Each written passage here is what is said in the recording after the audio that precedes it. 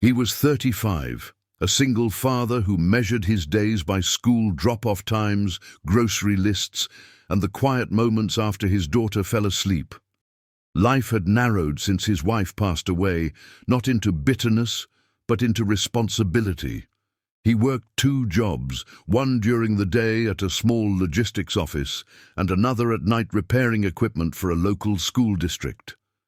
That second job was how he noticed her. She was 30, thin in a way that suggested missed meals rather than fashion, always carrying a worn acoustic guitar in a soft case patched with tape.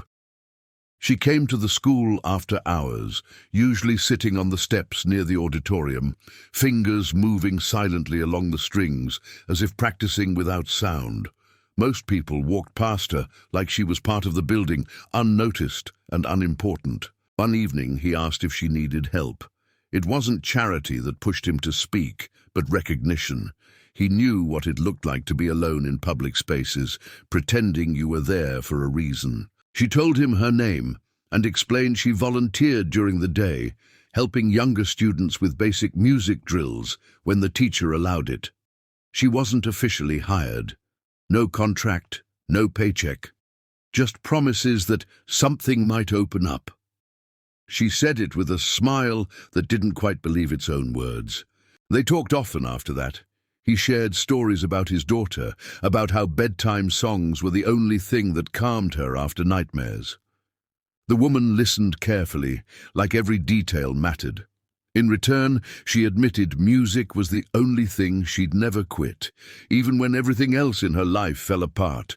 Failed auditions, broken leases, relatives who said she was wasting time. Still, she carried the guitar everywhere, as if putting it down would mean admitting defeat. At the school, some students noticed her too, not kindly. They whispered when she passed, laughed at the guitar, called her the free teacher. One afternoon, a group of older students convinced a younger class to ask her to sing during an upcoming school assembly. The request was framed politely, but the intention was cruel. They expected an awkward performance, something to laugh about later. When she told him about the invitation, she tried to sound excited, but her hands shook. She said it might finally be a chance to be seen. He recognized that look too. The fragile hope that could either lift you up or break you completely. He wanted to warn her, to tell her people weren't always kind, that sometimes invitations came with hidden knives. But he didn't. Instead, he offered to listen. That night, after putting his daughter to bed, he sat in the small living room while the woman played. The guitar was slightly out of tune, one string buzzing faintly, but her voice filled the space with a calm he hadn't felt in years. It wasn't loud. It didn't try to impress. It carried weight, like someone who had lived every word she sang. When she finished, neither of them spoke for a long moment. Then his daughter, half asleep on the hallway floor, whispered that the song felt like a hug. On the day of the assembly, the auditorium buzzed with restless energy.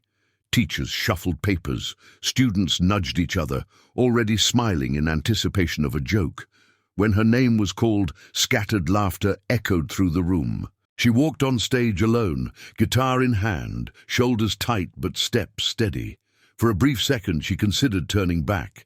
She could feel the room judging her before she played a single note. Then she remembered the small living room, the quiet child on the floor, and the man who had listened without interrupting. She sat on the stool, adjusted the guitar, and closed her eyes. The first chord rang out soft and clear.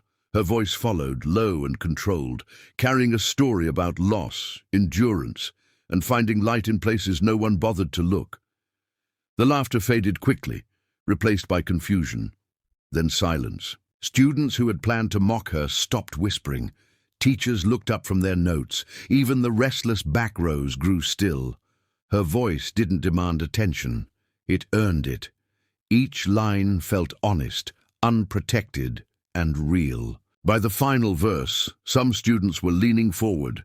A few teachers had tears in their eyes. When the last note faded, the silence held for a heartbeat longer, heavy and respectful. Then the room erupted. Applause came from places she never expected. Not polite clapping, but standing, cheering, stunned acknowledgement.